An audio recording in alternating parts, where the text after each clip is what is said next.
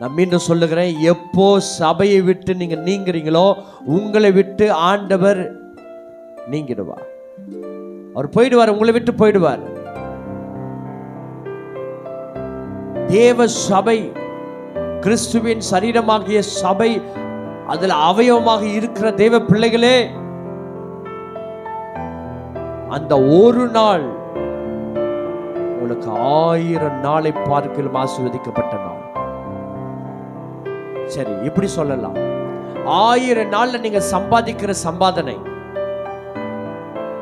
ஒரே நாள்ல பொத்தலா போயிடும். ஒரே நாள்ல உங்களுக்கு நஷ்டத்தை கொண்டு வரும்.